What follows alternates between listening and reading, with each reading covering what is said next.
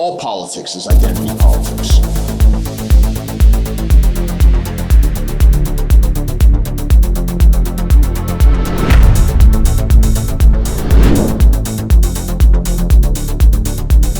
Welcome to Identity Politics, everyone. I'm DeAnna.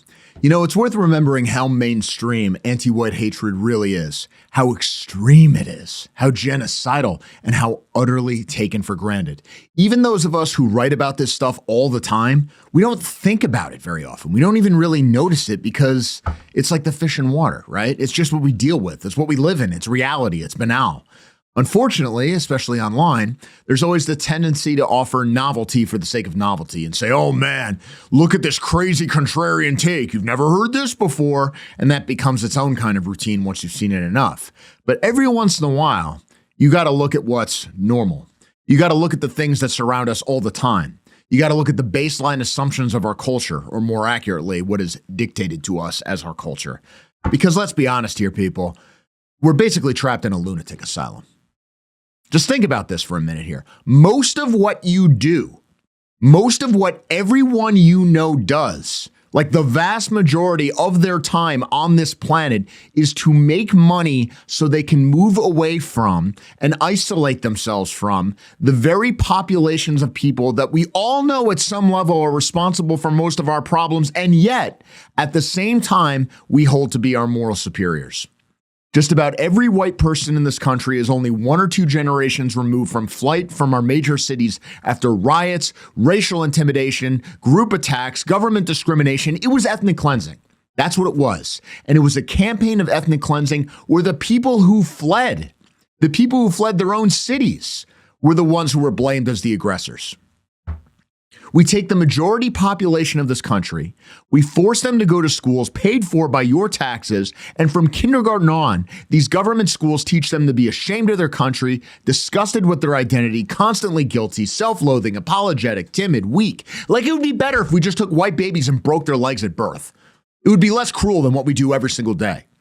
If you're Gen Alpha or Gen Z, or if you're like me, you're a millennial or Gen X, and you've got kids of your own, and you're seeing all this, you're probably wondering, how do you get out of the system? But even that's a huge burden, even if you want to homeschool or send them to private school or something, and you're still funding these people anyway, so what difference does it make? I mean, think for a moment how you were taught the state is supposed to work. The government is going to train children to respect authority and have unthinking patriotism and hate outsiders. You have to fight against this to be free. What are you talking about? There's not a school in the country that doesn't tell white children that racism, a concept that didn't even exist little more than a century ago, is the worst evil that ever existed. That most of what this country did is criminal, that in some sense it's illegitimate because it's on stolen land and the only things it ever accomplished were built by slaves, and that literally everyone, everywhere in the world has a greater claim to it than you do. That is the establishment. That is the system. And the only people who care about the country in any way and who keep this experiment stumbling along are the people who get nothing out of it, and who have no political representation, and no one speaking up explicitly for them. And if they notice this, they lose everything. I mean, we're desensitized to terms like humiliation ritual. We know at some level to roll our eyes at slogans like, our diversity is our strength, which nobody really believes. But isn't it weird that it just keeps happening? I mean, don't you look around once in a while and just say, like, we're not actually supposed to live this way? Wouldn't you think that, say, entertainment companies would not want to lose money by making films and shows that basically attack the audience? That the education system run by the government would try not to train its own children to essentially hate the country and themselves?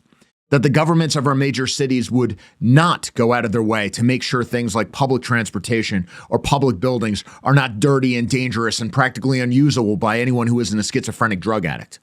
That judges would not go out of their way to keep freeing violent criminals over and over again just so they can hurt and kill more innocent people, because in theory, they should be upholding this so-called rule of law we keep hearing about. But all of these people and all of these institutions keep doing these obviously self-destructive things. So here's the question. Is everyone just stupid, or is there something else driving it? Is it just malice and the thrill of exercising power over others? The joy when you're king of the scrap heap? I mean, this is an aside, but questions like, what do we do about foreign domination of our politics? Where does it come from? What has happened to our people? How do we organize? How do we overcome this or that? Yeah, these are difficult questions. People have different answers. But 99% of the problems that ordinary people notice have very obvious solutions. It could be done in a week. It could be done in a day. I mean, you talk about crime, it's not even race. It's a vanishingly small number of violent criminals who are responsible for most problems in major cities. You can fix urban blight very quickly when you want. I mean, Gavin Newsom admitted they fixed up San Francisco in a night when the Chinese leadership was visiting because they actually cared about what those people thought. Obviously, if you spend more money on education and the kids are objectively less capable than they were before, you're doing something wrong. If you're spending hundreds of millions of dollars on homeless programs and you end up with more homeless people, the programs were not meant to fix the solution. Like, this is very obvious. There are easy solutions to all these problems. It's fairly simple to make a country work well. It's just a lot of people have a stake in not doing it. And a lot of other people actively don't want it to be better.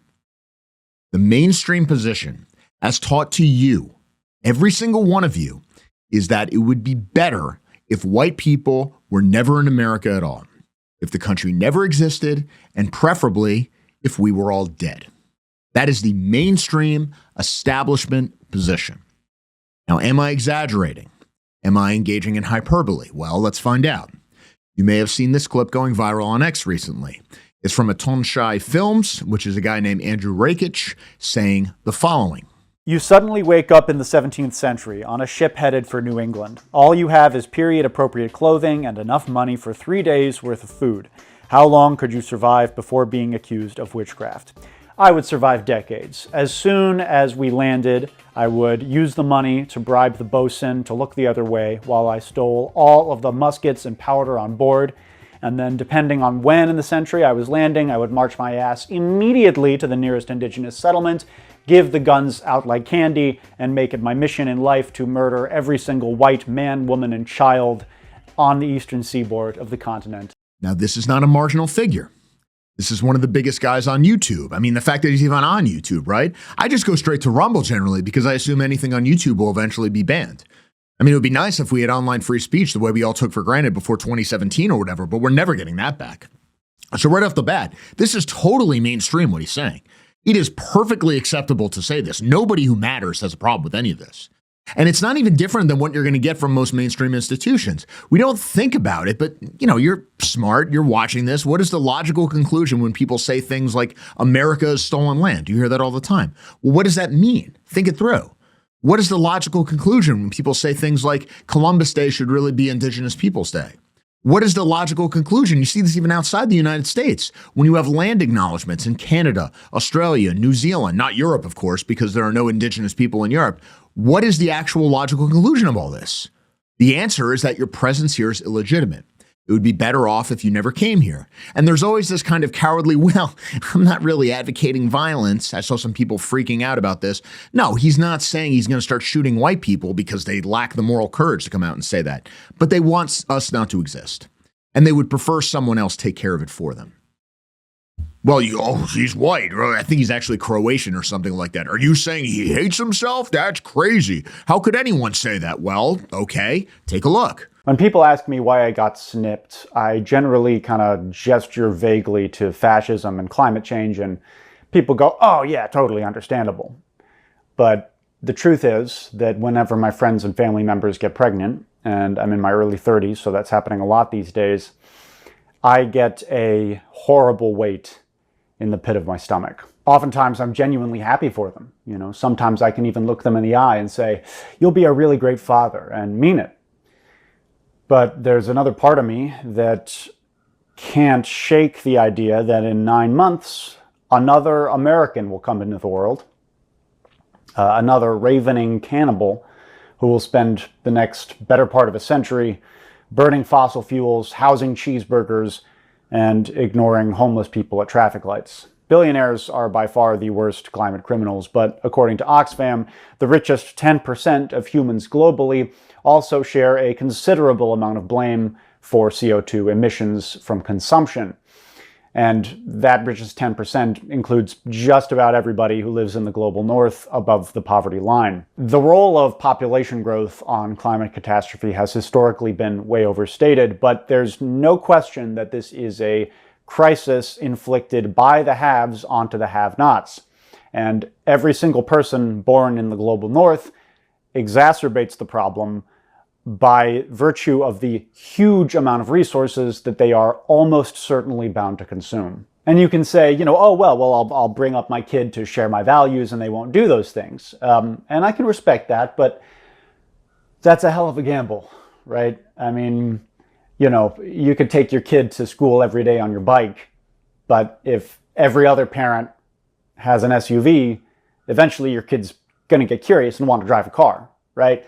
And then what are you going to do? Forbid them? I mean, they're just going to do it anyway. I just don't think there's any realistic way that anybody in the global north could have a child that won't eventually cause massive harm to the planet. And probably, like most people, not even realize that they're doing it. And that's all assuming that your kid grows up to be a kind person, which is also a hell of a gamble.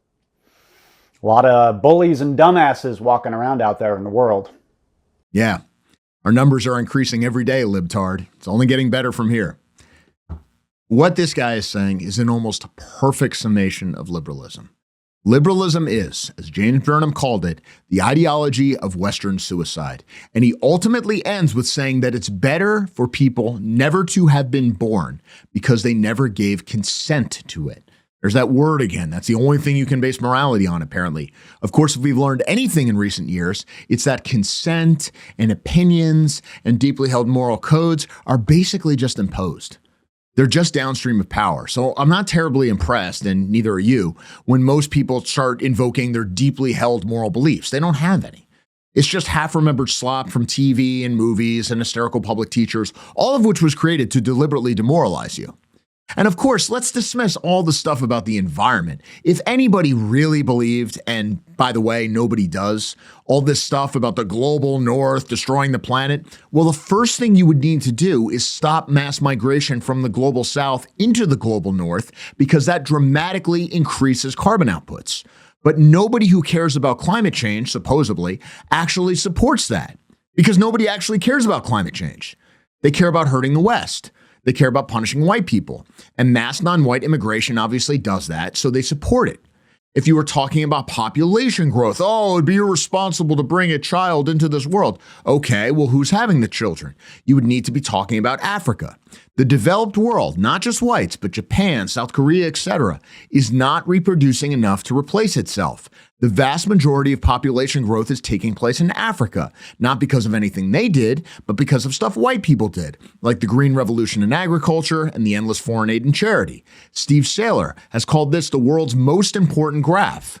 It shows us very clearly that the next century is going to be an African century in terms of numbers. They're going to go to the West, consumption will increase, and I don't think they're going to be driving their bicycles to work. I don't think they're going to be working at all. Does anyone who claims to be worried about the environment or climate change care about any of this?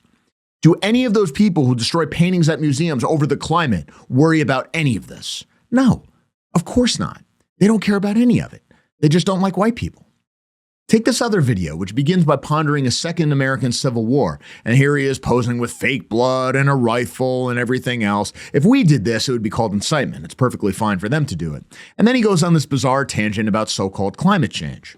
There's a narrative on the left that climate change is caused by the rich and inflicted on the poor, and that's true.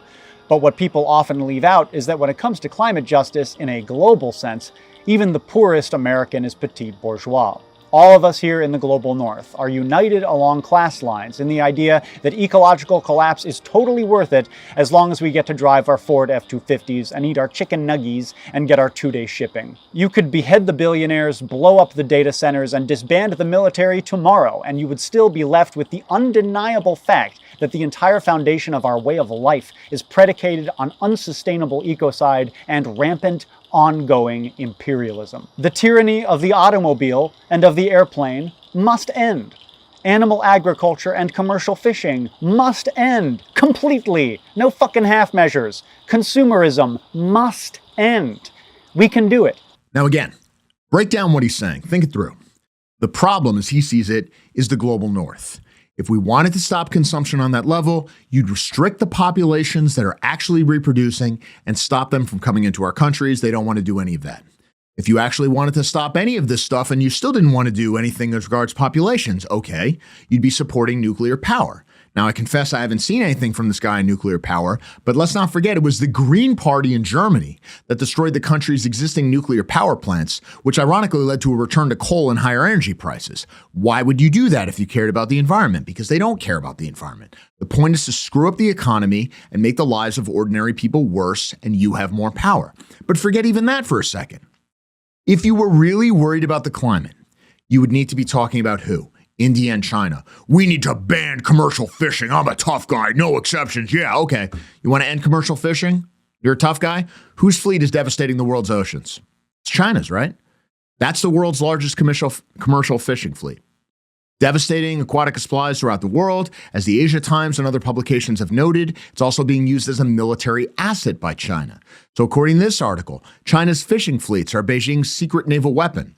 China's fishing militia is a covert tool for coercion, blockade, and hybrid warfare, giving it a hidden edge in a Taiwan war. China is rapidly expanding its reach across the Indo-Pacific, deploying a shadow fleet of nominally civilian fishing vessels as a covert extension of the world's largest naval force. By weaponizing hundreds of thousands of fishing boats alongside the Chinese Navy and Coast Guard, Beijing has developed a gray zone militia strategy that threatens to blockade American and allied naval forces should a Taiwan contingency or conflict in the South China Sea erupt. Unquote.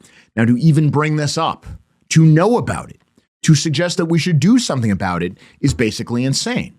It's considered insane by these kinds of people who won't shut up about commercial fishing. So therefore, what is the conclusion? You don't actually need to listen to this guy's opinions about anything. He doesn't actually want to ban it. He doesn't actually care about any of it. Oh, we're worried about pollution. Okay. Well, what do we do about India? For that matter, what do we do about all these Indians in the West that are dumping trash into the rivers and casually reversing decades of environmentalism within just a few years? Oh, that's right, nothing. I mean, I hate to reference James Burnham again, but as he argued in the Machiavellians, in every argument, there is the formal meaning, what is supposedly being argued for, and the real meaning, the real interest being served, the real purpose of saying any of this. The formal meaning, what's supposedly being argued by this guy is don't have kids because it's bad for the environment, life entails suffering, therefore it's better never to have been. But what he's really saying, the real meaning, I don't like white civilization. I want it to be replaced by nons who will make all the problems I supposedly care about worse. The real meaning, he basically tells you, I don't think you should be allowed to have pickup trucks and chicken nuggies and 2-day shipping because it makes me feel powerful to make your life worse. I want to command people with guns to take your money. I want it to give it to people I like, and I want to have them make your life worse. That's what he's saying. And that's the only reason anyone has ever talked about these kinds of ideas. You preach equality so you can have power over others. You preach sacrifice so you can secure your own material advantage. You preach empathy so you can inflict pain on the people you don't like. This is true 100% of the time.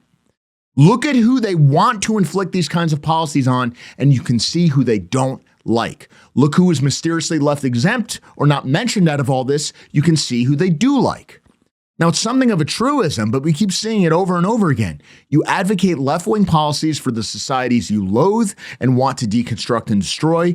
Everyone becomes a far-right, blood and soil nationalist to protect the nations they actually like. I mean, at one point earlier in this same video, he's complaining about ICE in pretty outrageous terms. At his command is a roving death squad of rabid white supremacist police attempting a nationwide sweep of foreigners and dissenters that in practice feels more like ethnic cleansing than immigrant enforcement. Now, leave aside the casual reference to white supremacist police. I mean, that's par for the course, right? We hear that all the time.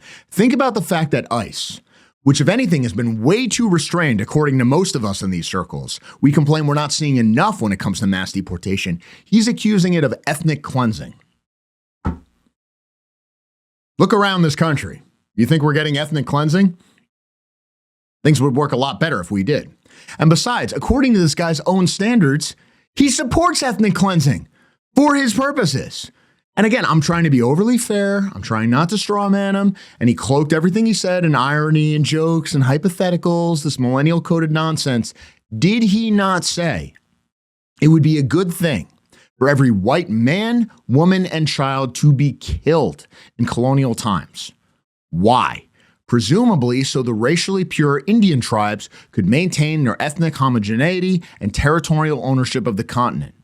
But if you arrest some guy who's been in the country illegally for 20 years, now it's ethnic cleansing. I think the reality is that everyone is pretty on board with the ethnic cleansing against the people they don't like. It's that straightforward. What's funny about this guy is he must be most famous for this thing called Checkmate Lincolnites, which of course tries to dismantle the so-called lost cause myth of the Civil War. And he basically just goes after the South over and over again. And it shows the way patriotism is used opportunistically by these people. Like America is evil, it would be better off if it never existed, we do nothing but spread pain to the entire world, except for 1861 to 1865 when it's the Union forever. Also, of course, 1941 to 1945. And there's something bizarre but oddly fitting about it. Like the purpose of America to these people is to make sure that the power and accomplishments of the founding stock is used to destroy other whites before we ultimately replace and destroy ourselves here. Like there's no meaning of life to any of these people. It's better off if none of us ever existed. Nothing matters existentially. But somehow it's really important and it's really morally important. You got to be willing to fight and die for it. We have to go to the mat to make sure white people don't build anything cool anywhere in the world. I mean, you would think that if we're all just meat sacks on a spinning rock in space, no one would care if I said a racial slur, but apparently it doesn't work that way. The point is, all of this is a very establishment way to look at things. Like with the education system that we talked about before, even though it's from the government and in some sense the country, the purpose somehow is to hollow out and eventually destroy the country. Like it would be better off if America never existed. This is brought to you by the people who want to lead America. It makes no sense. But this is the situation we're in. We have this idea that someone like Howard Zinn is this underground radical that, yo, you don't want to read this book. It's crazy. They don't want you to know. What are you talking about? You get a people's history of the United States in the classroom. You get lies my teacher told me in your history class. What do you even learn in school other than Martin Luther King, the Holocaust, and Japanese internment camps? But we still have to go through this tired ritual in our culture. The United States of America, A Complete History, Volume 1.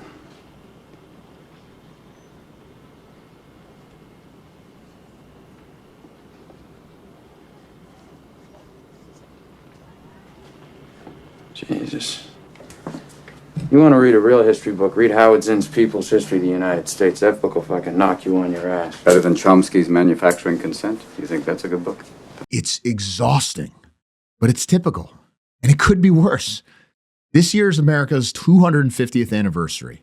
That last election goes a little differently. The president is going to be a Jamaican Indian named Kamala Harris, who you still have to bet is going to be the Democratic nominee if she runs next time because of the black vote. And this is what she said about America and presumably would have said about us on her birthday. This is Kamala Harris, quote, "People did not want to deal and accept, and most importantly, admit that we doing a lot of work there, are the scene of a crime when it comes to what we did with slavery and Jim Crow and institutionalized racism in this country, and we have to be honest about that. If we are not honest, we are not going to deal with the vestiges of all that harm, and we are not going to correct course, and we are not going to be true to our values and morals." This is Kamala Harris in February 2019. Now, this, of course, was part of a speech advocating changing Columbus Day to Indigenous Peoples Day, which is pretty on the nose about my point that these people would think it's a good thing if we were never here. Now, when we talk about who in America gets the most hate, obviously it's the South.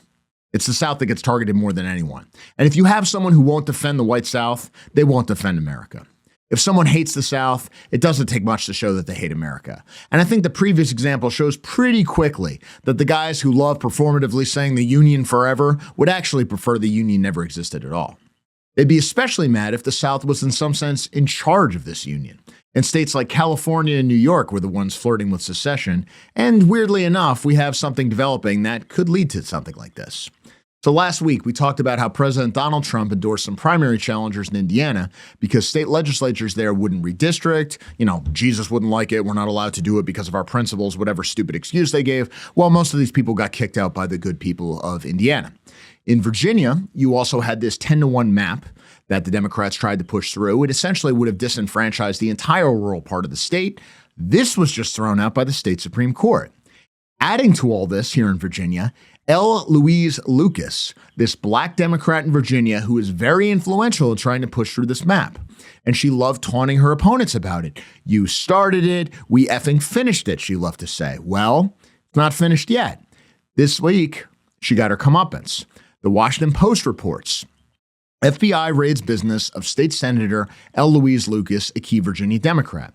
The FBI on Wednesday raided the Portsmouth offices and cannabis retail business co-owned by State Senator L. Louise Lucas, the president pro tem of the Virginia Senate and one of the most powerful Democrats in the state, as part of an ongoing corruption investigation, according to two federal law enforcement officials familiar with the matter, unquote. Now, the senator blamed Trump, of course, but this investigation started under Joe Biden, so you can throw that excuse right out the window. Elsewhere in the South, you have Republican-controlled states moving to redistrict, South Carolina, Alabama, and of course, Tennessee. Now, the national media is outraged. Mother Jones, for example, tells us, after SCOTUS destroyed the Voting Rights Act, southern states rushed to pass Jim Crow voting maps. We're seeing the greatest purge of black power since the era of Reconstruction. Article begins. Just a week after the Supreme Court effectively destroyed the key remaining provision of the Voting Rights Act, Tennessee on Thursday became the first southern state to pass a new redistricting map, eliminating a majority black district.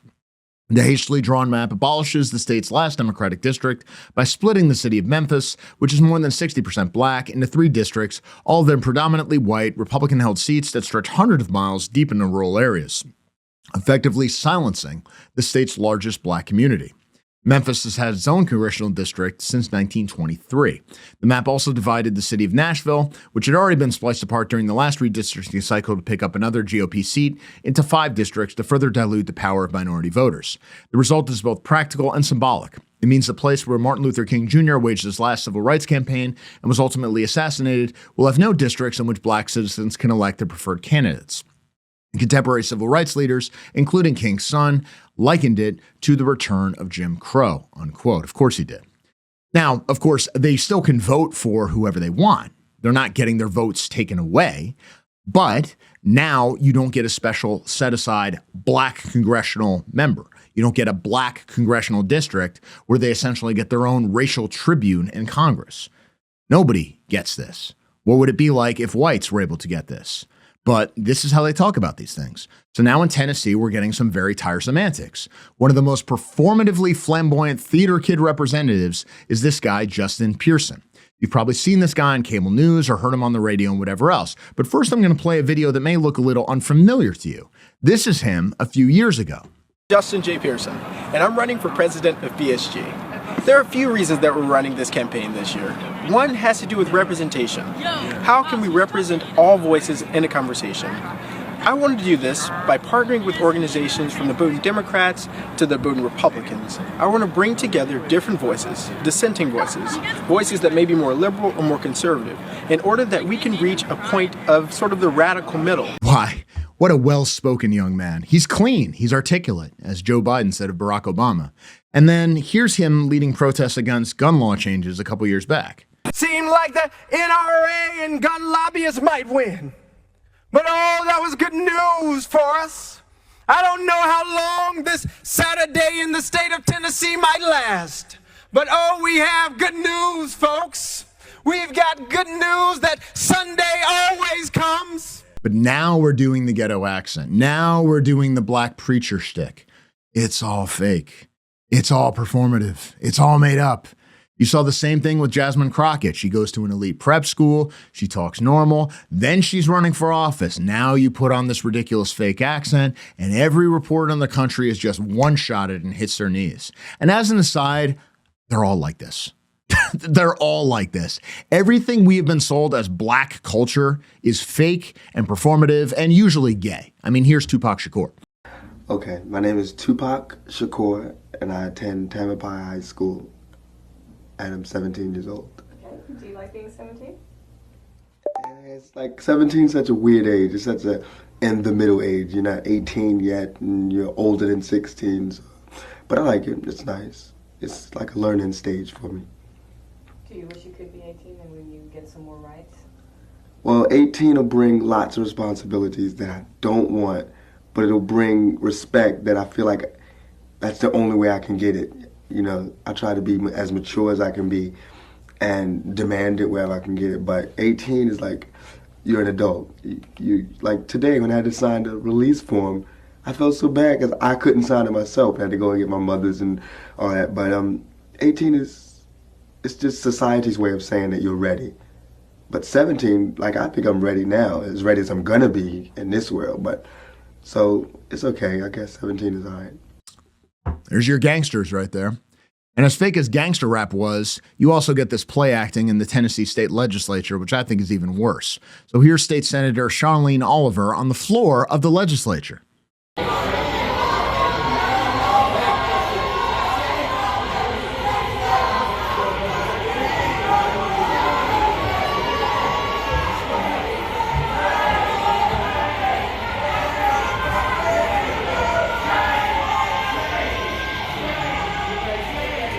Of course, the real scandal in all this is doing anything to stop this kind of behavior. So Raw's story is horrified. Red State Senate Sergeant-at-Arms forcibly yanks Jim Crow banner from black senator. The Tennessee State Senate Sergeant-at-Arms forcibly pulled a banner from the hands of Senator Charlene Oliver during a debate on redistricting. As the body was considering new maps that would erase the state's only majority black district, Oliver held up a banner that said, "No Jim Crow 2, stop the steal," unquote. Remember when Stop the Steal was an attack on our sacred democracy and secure elections? Well, now we're here. As they were discussing redistricting in Tennessee, you had all sorts of hilarious shucking and jiving, including, of course, from Pearson. So here's him confronting the police. Now, you got to ask yourself before you see this video, is this a man who's really worried and scared about white racism, who thinks the evil Southern segregationists are going to use force against him? Or is this the behavior of someone who knows that the system and the national media is fundamentally on his side? What's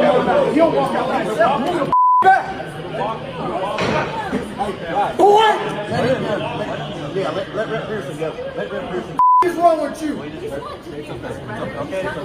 What's wrong with you? You stupid mother. You had another black representative that helped him in some disruptions a few years ago. Well, he's still there. This is Representative Justin Jones. Here's him blowing an air horn while people scream in the gallery.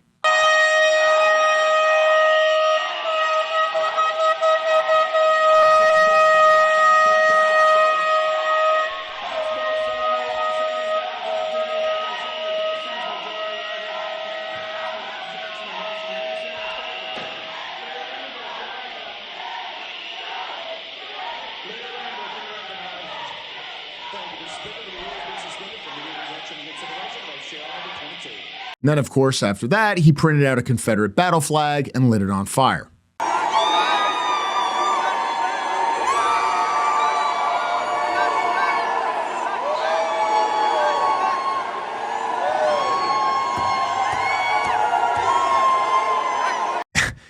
It's not a flag. It's not even a real flag. This is a piece of paper. These are the revolutionaries. This is the best they can do. It's pathetic.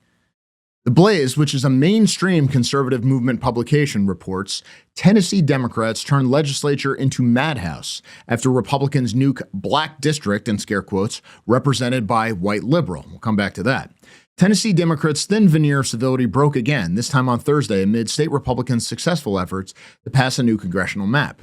Radical lawmakers not only attempted to obstruct the democratic process, screaming, dancing, blowing bullhorns at Republican legislatures and getting combative, but cosplayed as opponents of racial prejudice, barking lines popularized during the civil rights movement, and working in real time to spin their party's likely diminution in power as a result of an imagined reversion to Jim Crow-style policies, unquote. Now, you might be thinking to yourself, wait a minute, what do they mean by white liberal? A white liberal represents Memphis? Well, white liberal. This is the honorable representative from Tennessee's 9th District, as was Representative Steve Cohen. Here he is eating KFC for some reason. Now, he's not trying to blend in with his constituents. That would be highly amusing. This was some 2019 stunt where he's trying to mock former Attorney General William Barr as being a chicken. It did not go over well because of the obvious racial overtones, but I digress. And look, I'm going to get in trouble for this. I know it's AMRED at all, but like, come on. You have all these people shucking and jiving and doing all their monkey shides. So a guy named Steve Cohen and stay in Congress. Like, it's just too good. It's too good. You couldn't make this up. And what it reminds me of are the Reconstruction scenes from Birth of a Nation. I'm going to give you guys some culture real quick.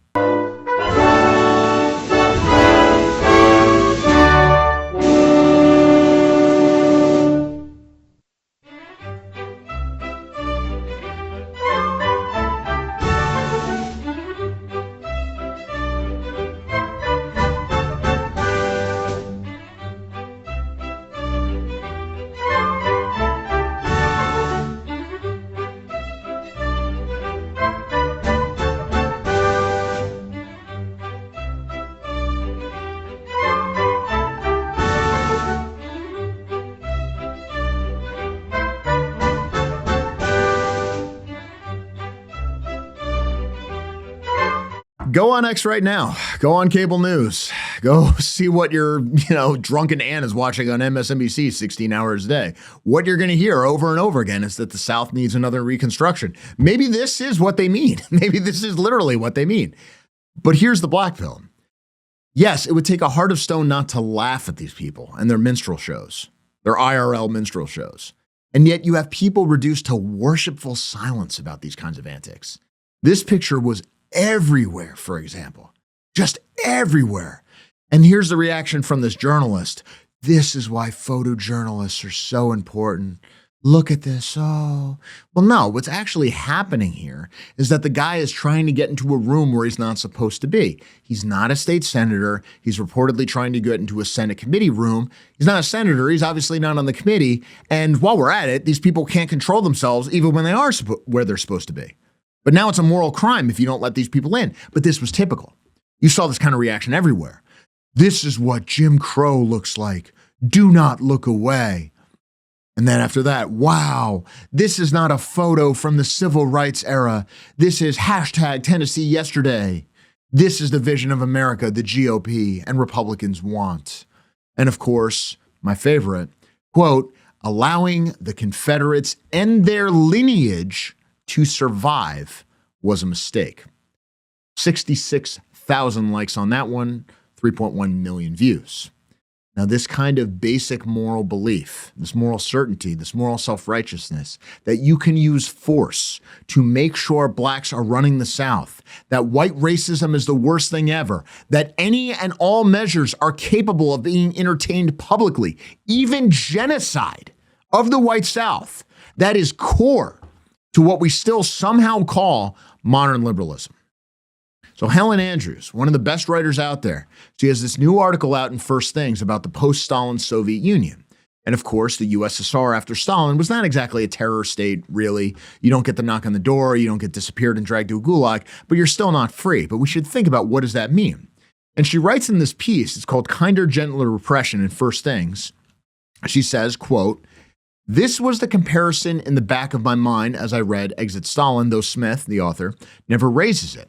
Which regime was more oppressive, Brezhnev-era communism or modern liberalism?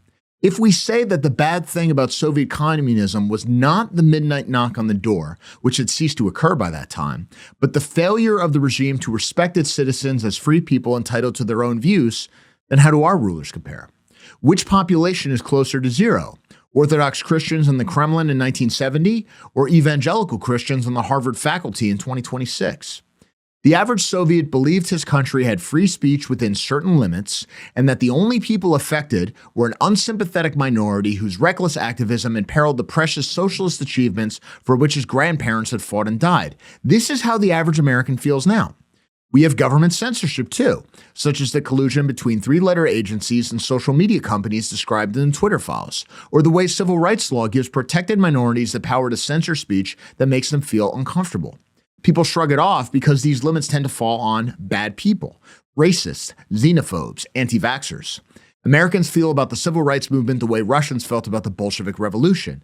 It was our nation's contribution to humanity, but a fragile victory that could easily be reversed. So if our leaders show zeal in protecting it, well, they should. Unquote. You can see this whole thing playing out in the reaction to redistricting in the South. I mean, let's be clear. With this redistricting, what's happening is they're eliminating special set-aside black districts. The reason these things are being scrapped is not to empower white racism. but because the Supreme Court said you can't use race to shape congressional districts by itself. That's what this is in terms of the law. I mean, even I'd like to pretend it's something it's not, but this is what's really going on. In theory, what's happening is precisely what the civil rights movement was about, was it not? And yet, at some level, we all kind of know, no, that's not what the civil rights movement was about. It was about taking power away from whites, especially Southern whites, because reporters didn't like them, because the people in power didn't like them. And the fact that schools and cities and institutions that were forcibly desegregated literally at bayonet point by the active duty military, let us not forget, the fact that all these things collapsed soon afterward is completely irrelevant to anyone who matters.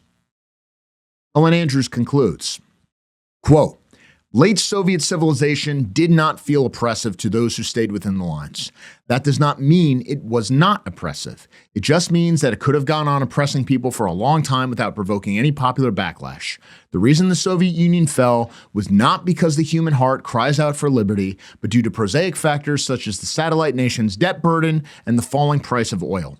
It is consoling to believe that regimes that disregard individual freedom cannot long survive, but the lesson of the post-Stalin Soviet Union is that such regimes can endure and even achieve genuinely great things, such as sending the first man into space. Freedom is preserved not by the laws of the universe, but by the actions of individuals, specifically those who can think outside the system in which they live. Such individuals were rare in the Soviet Union. They are no more common today. Unquote. Now, you may say that this is a depressing conclusion, but it's a very realistic one. We have this idea that if things are that bad, people are going to rise up and stop it. There is very little evidence this is true. Most people simply want to get along under the existing system. Most people will not react in a politically meaningful way, no matter what is done to them.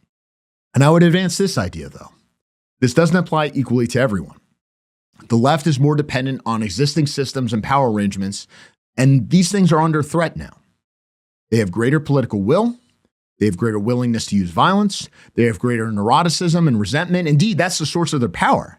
So let me advance this thesis. If one truly believes in accelerationism, if one really thinks that's the way we got to do this, maybe the best way to kick it off is to keep gradually empowering the right and watch the left continue to go nuts and descend into genocidal fantasies and threats of violence. Now, I've done this for a while, and between you and me, a lot of the people in the online right are kind of happy with the way things are. They don't actually want a revolution, because in a revolution, you have to do stuff. It's much easier to have like online slap fights, right? But your average normie leftist, not the guy who's on the internet 24 hours a day, not the guy who's engaged in all these feuds and whatever else, just like the normie leftist who's on Reddit or something, he is filled with a rage and a fury and a moral righteousness that no far-right radical in this country possesses. And if anyone is going to kick off a real political crisis through acts of violence, it's going to be them. If I'm right about this, maybe we should use that. Maybe that should guide our actions going forward. I actually am something of an accelerationist myself, but I think the way to actually do it is not to deliberately make things worse and hope for a reaction that will never come from ordinary people. Instead, it's work to make things a little better, to disempower the left, and then prepare for the violent reaction that we are being threatened with every second of every single day. Doesn't take much. Doesn't take much to make these people lose it. Now, I don't expect a second American Civil War or anything like it. But if it did come, it would be fitting and funny, and I think correct tactically, if this time it was the white South commanding the Union. Hey guys, quick reminder before we continue. You can follow Identity Politics on Rumble, Odyssey, YouTube, X, and TikTok. And if you want to make sure you never miss an episode, sign up for our email list. If you believe in this work and you want to help us stay fully independent, you can support us directly on Ko-Fi. We offer bronze, silver, gold, and white membership tiers, or you can give a one-time contribution, whatever works for you. Every bit of support helps fund production, research, and our ability to speak freely without corporate or platform pressure. All the links are in the description below. Now back to the show. My guest today is someone who's been dealing with this situation in Tennessee. Andrew Isker is the co-host of the Contra Mondum pod, the author of The Boniface Option, and one of the leading voices for what some have called Christian nationalism. Of course, that also makes him a hated figure among local media who have gone after him and his work quite a few times. He's got the right enemies. It's my pleasure to welcome one of the most important voices of the white Christian right. Check it out. Well, Andrew, thank you so much for joining us here today. And God knows, I know you're a Tennessee transplant, but God knows you picked a good state. There's a lot going on in Tennessee right now. Even in the legislature, it seems like they're on the brink of a giant political brawl or a literal brawl. What's the scene there right now, and how are people that you affiliate with, how are they reacting to all the political action that's taking place right now? Yeah, I think there definitely is a sense of optimism surrounding all of it. You know, these are things that that just haven't been done before, like just the very basics of fighting back and right. and using their own tools against them, and being unashamed about it. I mean, there was the massive freak out in the Tennessee State House, last week, and in the past, like, because they did the same thing before I was down here a couple of years ago after the gun laws, after the shooting, and the tone in response was way different. Like, there was a lot of guilt mongering and people kind of self-flagellating after that, like, oh no, we're not bad people. And this time it was just like, you're all a bunch of clowns. We don't care what you think. Memphis doesn't get to dominate our state any longer, and go away. Like, that's basically the tone that people had.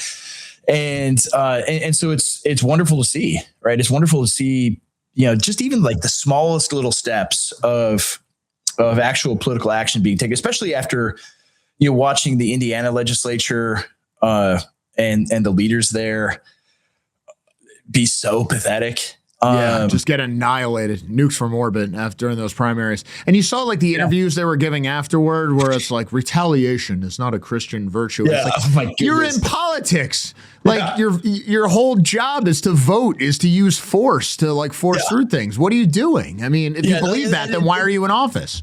Yeah, it betrays. I mean, really, the last 50 years. I mean, I could probably speak to this with some detail of a lot of, sort of like normie Christian political thinking. Their approach toward politics is just, oh, we need to be nice, and these wholesome Chungus people, and if we're nice and fair, then they'll be nice and fair back to us. Meanwhile, for the last 60 years, they have consistently won every single political fight over everything significant. And it's just, it's beautiful losers. But it's cloaked in this sort of pseudo Christian morality that gets, and it's a reflection, I think, of a lot of voters, at least prior to Trump, that also believed those things, and people don't anymore. Right. They've realized what politics actually is. Politics, like you said, politics is force, right? Politics is the barrel of a gun being pointed at your enemies. And the left has always understood that. And now the right is beginning to understand, okay, these people mean business. They're not going to give up. Like, even in Virginia, they're saying like, oh, we're going to just move the not term limits, but the retirement age to like 52. Get rid of all, like, clear the decks of the entire Supreme Court, then reappoint new ones, and then re-extend the retirement age. Like, they'll do every trick they'll uncover every stone to do anything they can to exert power. And so the right, seeing that and not, turtling up and going into a hole or being like those losers in Indiana, but saying, well, we'll just fight back. Right. We have all of these states that are gerrymandered, and then the Supreme Court issued probably its lone good ruling of this year. Right. There's going to be some bad ones, I think. Oh, yeah. Coming. Like birthright citizenship, I think. Yeah. Yeah. It's not going to be good. I don't think so. I don't even think I'm going to prepare. I'm just going to start screaming incoherently, like, when that comes out, because what else can you do? But yeah, I'm braced for that one. Yeah. I'm kind of the perspective on all of these things, that this is and I think you are too, and most of the people, in your audience probably have this perspective. This is a lifelong fight, right? This is not something that is going to be successfully won in like one presidential election or even one generation. And so if the Supreme Court issues an absurd ruling saying that like America doesn't exist anymore functionally, then you can't despair. You can't just say, oh, it's over. So I'm already like mentally and emotionally preparing for them to do that. It's like, oh, yeah. And maybe I'll be surprised. Maybe they'll be like, actually, millions of Chinese babies that are born here and then spend their entire lives in China aren't American citizens. Like maybe they'll draw a line somewhere. But whatever line they draw is not probably going to be satisfactory or in the spirit of, I mean, the most insane thing is like, there are the records from the debate in the US Senate. Right. It's all there. It's all there. You're like, wait, what? Wouldn't people be able to just have babies here and then they're citizens forever? They're like, oh, that's absurd. That would never happen. No, that wouldn't occur to anyone. You're like, fast forward, here we are. Come on. And so it's such an absurdity, but all of our politics over the last 50 years are absurdity after absurdity. So, but I guess the encouraging thing, it would be incredibly discouraging if we were in a political moment like between 2012 to 2015, where you see people do not remember how bad things were. I think especially like people like my son's age or like people of that generation, because all they've known is Trump, and they're just like, well, why can't we have something to the right of that? And it's like, do you have any idea what it used to be like here? Do you have any idea what's poised to take it all back when he's gone? Like these were dark. These were dark times too. It was so bad, and no one under 30 has any idea of how bad it was, and you can kind of see that reflected in the discourse. Like, obviously, there's quite a bit of dissatisfaction with Trump right now. Some of it very deserved, I think. But by comparison to what because people are always like, well, it's better than Kamala being president. Well, obviously, but it's also better than the GOP has ever been. And the Senate and to a lesser extent, the House, like that takes a long time to turn these old dinosaurs over. That's like 20-year process. And so for the Congress to be as like right wing as the voters are, there's a significant lag time. Yeah. And so that, but that's hastening. It's happening. You see, you see a lot of good candidates saying things that, I mean, shoot, I remember when like Steve King got kicked out of the Republican Party. That was only a few years ago. The whole caucus voted against him. Yeah. The entire thing. Saying the kind of things that would get you nominated today in most primaries. And so it's like things have changed so much, so quickly. And there's so many reasons for optimism. It's just, I think by nature, people will focus on bad things, on the defeats, on the the betrayals or the things not turning out how you envision them in your mind. We sort of like 2024 election happens, Trump wins, and we think, all right, well, we're just going to get based world tomorrow, and 100 million people are going to be deported in the next month, and everything's going to be great. And of course, none of those are realistic expectations, which isn't to say that like, okay, the pace of deportations is nowhere near where it should be. Of course it's not. No, even Greg Bovino was saying that. Yeah. Oh yeah. Yeah. And, but too, it's like, if somebody knows like the right number, the actual number, it's that guy. And so, I just think, all of this stuff is, not just on immigration, but really all of the issues is, you're eating an elephant and you have to eat it one bite at a time. Right. And they've had 60 years to destroy the country, basically unopposed. And now the wheels and, the gears are just beginning to turn on an opposition to it. And you also see it, in the public, like people like, people would probably say that I'm extremely online, but I try not to be. I actually try to talk to like just regular, normal people. And sometimes I'm shocked by people that I talk to. I'll just, I'll be at a coffee shop and strike up a conversation and somehow, certainly in Tennessee, it's not hard for people to be like, oh, well, you're a chud like me, right? So they start talking politics a little bit, and it's like, whoa, well, you're just like a normal dude, and you believe that. It's like, yeah. Occasionally, you get the normies will say thing. I think it's partially because if you were doing this again during the dark times, and you were thinking about online censorship, you were thinking about the SPLC back when the SPLC mattered. It's kind of funny to see what's happened to them, and all of these sorts of things. You sort of you artificially restrain yourself sometimes, or you kind of hint at certain things, or you try to be clever or whatever else. But people now, they're just like, nope, and they just come out and say it. Even the things that you're really not supposed to say, like on Facebook or something, things that might still get you in a lot of trouble, but the normies will just come out and say it. But that is a good thing. And to some extent, I mean, I think a lot of people kind of indulge in rhetorical excesses with online stuff, but I don't ever want to counter signal it, because you need that pressure, including on people like us. I mean, you need people to be pressuring you from the right all the time. That serves a valuable role too. Oh, absolutely. Absolutely. Well, tell me a little bit, because originally it was Minnesota, right? Was where you were. Yes. So, I mean, we are moving in the right direction, but there are obviously situations where one must make how do we frame this? A tactical retreat in order to make a greater advance. I guess that would be the best way to put it. So tell me a little bit about what led to that decision, and then what you are able to get done in Tennessee now that you couldn't get done before.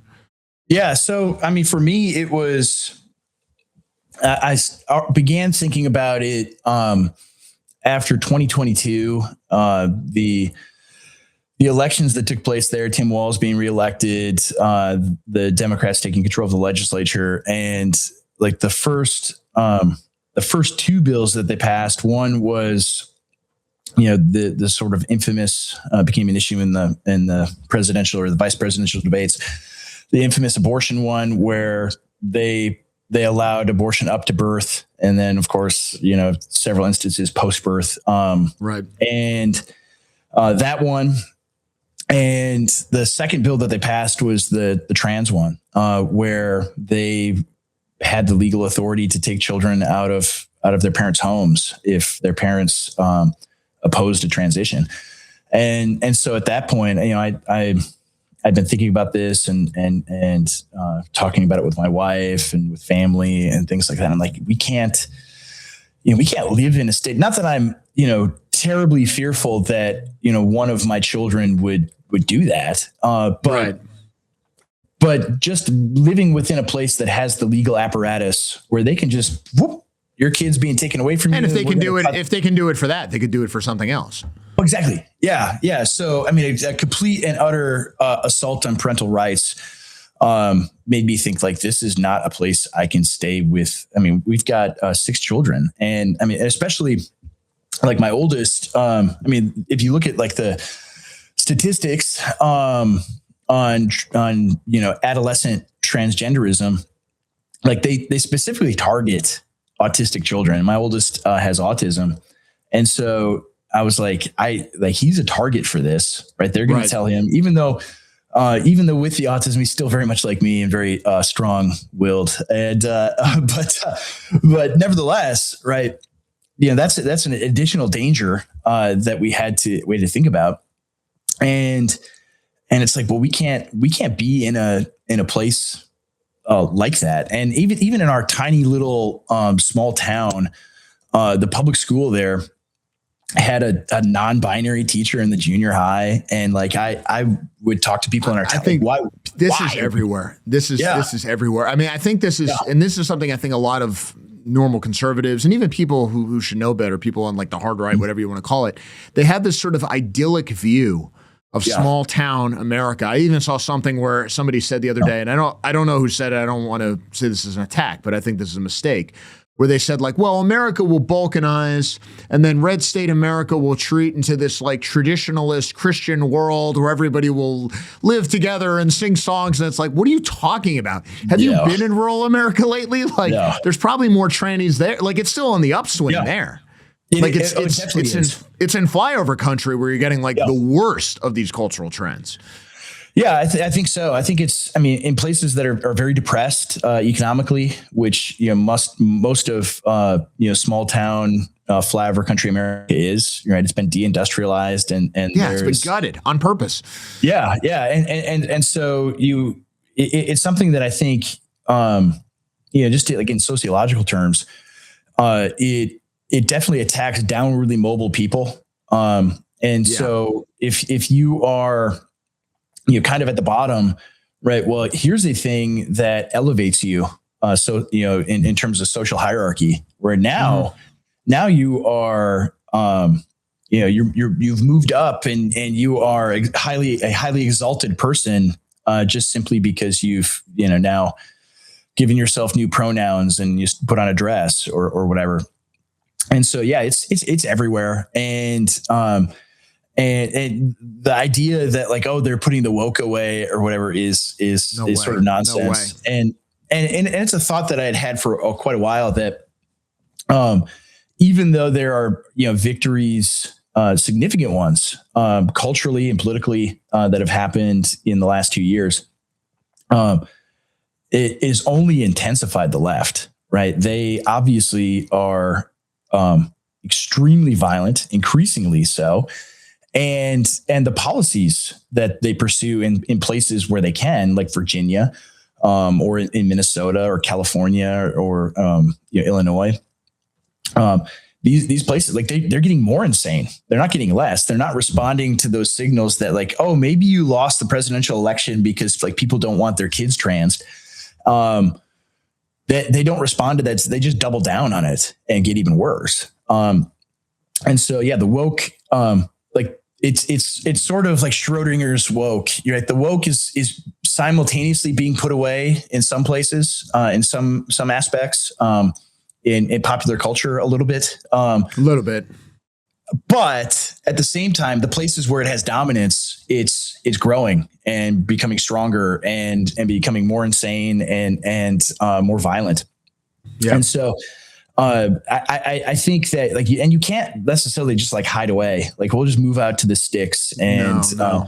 Well, I mean, the obvious question then what? Why the move to Tennessee? I mean, because obviously there was an advantage. Well, it's like Tennessee is, I think, almost the complete and total inverse of Minnesota, in every way, politically, culturally, in every aspect.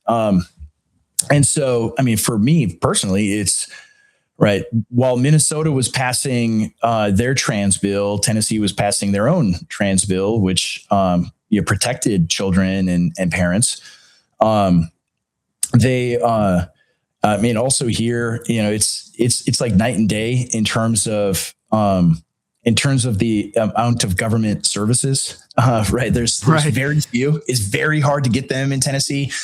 And you might think, well, that's kind of bad. Like I like having nice roads and things like that, but it's like, no, they still pave the roads here. They still do all the, essential government services.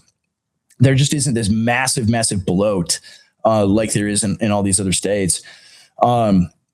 No quality Leering centers in Tennessee, huh? There, not that I know of. I haven't come across any. I mean, that was a thing in Minnesota too. Like I said, my son has autism, so we'd be taking him to appointments like speech therapy, stuff like that. Mm-hmm. And I'd show up and I'd sit in the waiting room, and like half the people in the waiting room are Somali, and it's like Somalis make up like a little over 1% of the population of Minnesota, at least officially.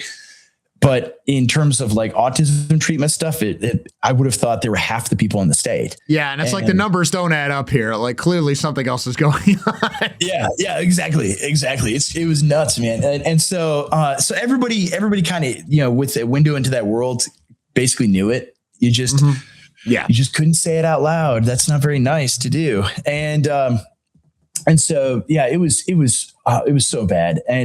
But I mean, also like culturally here, much more stridently Christian, much more evangelical. I mean, you have the vestiges in Minnesota of, like mainline Lutheranism and things like that, right? That are culturally embedded. But those institutions have been dead for half a century. And really it's just skin suit religion at this point. Right. Well, this is an aside, but I mean, this is someone you're uniquely qualified to talk about this. Because I mean, in many ways, this is the critical question. America is fun. Yeah. When you cut away everything, and we can all talk about what does it mean to be America and everything else. Yeah. I would obviously bring up race, I think, more than most people. But if you were like, well, what is the core of America? It's fundamentally a Protestant country. Like that's what it was. Yeah. Whatever it is now, that's what it was founded as. And if you look at from most of its history, if you look at the mainline Protestant denominations that most of the presidents were, you read the kinds of sermons that these guys would say, that the pastors would say. They used to be printed in the newspapers, for God's sake. Yeah. They all sounded extremely right-wing, extremely conservative. Like there's nothing inherent. You know, Robert E. Lee was an Episcopalian, for God's sake. Like there's nothing inherent to the way these things are now that they have to be this way. But they're all like this. What the hell happened over the last 50 years? Because there doesn't seem to be a single survivor when it comes to these mainline Protestant denominations. And whatever one thinks about it in theological terms or whatever else, that was the basic American religion for most of our history. And now it's just gone. Yeah. Well, I think a lot of it is, this is stuff I've talked about, written about, thought about a lot. The early to the mid 20th century, theological liberalism, destroyed these churches, these institutions where they got one shot by German higher criticism, and that was it for them. Like they're like, well, what if the Bible? I mean, they basically they just deconstructed the Bible, right? More or less. Like what if the Bible actually isn't the word of God?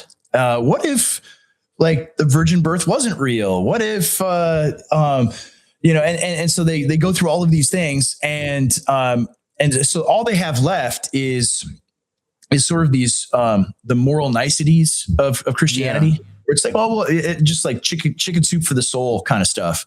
Right. Right. In which case, why have a church? I mean, I guess that's the obvious question. Like, if you get rid of all the supernatural stuff, then who cares? Like, why not just read the New York Times? Forever. I mean, I remember when I was in college and the Evangelical Lutheran Church, so, the big Lutheran institution, they have their, convention in Minneapolis, and I remember I was in college, I was, going to a baseball game, going to a Twins game. And walk into the game downtown, and I just see all of these fat old women with very short haircuts with a clerical collar on and like a name tag thing. And I'm like, never a good sign. You'll see it's good. I remember thinking like, why would anybody be this? Right? Why would you like if you were? And I'm thinking like from like a very carnal mindset, but it's like if you were gonna like functionally not be a Christian, but then do all the moral Christian stuff, like, that's like that doesn't seem like a very good deal, right? Why wouldn't you just go out and be, a shyster and a bad person because, well, there's no God. Well, why not? And so it was such a bizarre thing, but they retained all of it. They retained the, beautiful churches. They still have these beautiful liturgies. Except it's, they're usually done by a lesbian and it's like, it's so bizarre, but it's the skin suit thing, right? And the hardest thing too is like in small towns throughout the country, you have, the, fairly large, like United Methodist churches and Episcopalian churches and Presbyterian churches and Lutheran churches that are part of the, mainline liberal denominations. And you'll have like all of these old grandmas and grandpas that have been this their entire lives, that when they were little kids, it still was an actual church and they have no idea whatsoever. But by like the middle of the 20th century, 50s, 60s, there was this mass exodus of laymen from the mainline churches. And they all just went to, basically like non-denominational evangelicalism. Right. And so the downside with that is it's very, populist or democratic and really eschews any kind of institutional power of any kind. And so you you no longer have these like bedrock institutions that steer the ship of the American state. It's just, and even when you think about it, like there's, I don't know, 40 million, 50 million American evangelicals. But the evangelical politicians that we have, like you think of like Mike Johnson or Ted Cruz or people like that, they have no concept of politics that comes from, centuries old, Protestant political theory, right? Which is very highly developed. The reformers and the men that followed them wrote about all these things a lot. Right. And it was, and all the way in America as well. This is the stuff that they taught at Princeton. This is the stuff that they taught at all the great seminaries in our country. And so the exodus from the main lines to, non-denominational evangelical world severed that line, right? It does not exist anymore. So you have a very truncated Christianity that is focused solely on conversions and evangelism and, getting people saved, making sure they don't go to hell, which is good, right? It's evangelism good. That's great. But there's very little emphasis on, okay, now that you have all of these tens of millions of people that are Christians all in this same place, what do you do? Right. Because you've got a lot of life ahead of you. You've got decades ahead of you. What do you do? What do you build? And Protestant tradition had answers to that. But evangelicalism is just like, well, I guess you should just go evangelize more. That's really all you should do. And so there's no institution building. Like you look at it, and it's always overseas too. If you ever notice that, right. Like there's, it's like I'll hear people say, and it's obviously, working in the conservative movement, most of the people you deal with, especially young people, evangelicals, right? I mean, those are the people who are knocking on doors. Those are the people who are going to work in campaigns. They're the foot soldiers as far as like conservative movement goes. And every once in a while you talk to them, and I still believed, then what I believe now, theologically, politically, whatever else. And I would say, well, what do you think the problem is? And they would say, well, America's lost God, and we're a post-Christian nation, and we need to get back to these things and everything else. And I'm like, well, what do you think we should do about it? And then they would start telling me about some mission trip they're doing in the third world. And I'm like, well, what does that have to do with anything? If you understand that, like the problem, like one, if you want to reclaim America for your tradition, like you got to do it here. Two, even if you are dealing with the rest of the world, even if you do believe like, no, it's really important what happens everywhere else, America as the superpower kind of sets the tone for everybody else. The whole planet. So wouldn't you want to like reconquer this before you start goofing off in Honduras or whatever else? Yeah. I mean, you just look at like how like woke foreign policy has been done. Where it's like every single, look at like USAID and all these things. It's like, all they did was just push transgenderism and homosexuality on like every African country and every Eastern European country and all these kinds of things. And it's like, what if we like were Christian and we had all that same apparatus, and we're saying, yeah, we'll build you a bridge, and you need to let our missionaries come here. That's basically how the British Empire worked, and that's how basically all the European empires work. But in evangelicalism, people think that's bad because they have it in their heads that power is bad. So you see the handful of evangelical politicians we have, right? They're always making excuses. They're always like couching it in these terms and trying to use like Christianese to justify whatever policy thing they're doing. Except when it comes to Israel, of course. But then they can just go straight from the Bible, misread, but straight from the Bible. But they don't have a well-developed theory of politics, just in terms of like what political power is. Like we were talking before, they don't understand fundamentally what political power is for, and so that's a huge issue. I mean, even looking at like in terms of institution building, right? The makeup of the U.S. Supreme Court, there's one Protestant on there, Neil Gorsuch, And you saw what he said the other day. I mean, he was giving the whole, and he was giving the whole like America's just from everyone from everywhere and everything else. And it's like, what are we doing here? Yeah, then you see all these like goofballs, man. They're like, oh, well, John Adams one time said he had a political creed, so therefore Neil Gorsuch is right. And it's like that's not how he was using it at all. Like you think everybody's stupid making that argument, but anyway, like the Supreme Court until the 20th century was 100% Protestant, every single one of them. And it wasn't, modern mainline Protestantism. It was like heavy metal, old school Protestantism. Right. And the question then is like, how do you get those things back? Right. And I mean, is it worth it trying to retake these denominations? Because as you point out, there's a lot of important institutional power behind this, because one, a lot of people are just going to keep going because the name, even if the substance has changed, the name has not changed. So they're just going to keep showing up no matter what. You have all these schools, you have all these beautiful churches, you have legitimacy in some sense, just by having a certain role. It'd be sort of the same argument for somebody who might be mad about Vatican II. Well, do you just become a sedevacantist? No, because you got to fight to reclaim the church. Like that's right. That would be the debate among like traditionalist Roman Catholics and stuff. That's right. But I mean, it seems like so much more dire for mainline Protestants. Yeah. I think it definitely is. I think those, they're so far gone that, and they've built up. I mean, they've had 100 years to build up firewalls to prevent it being retaken.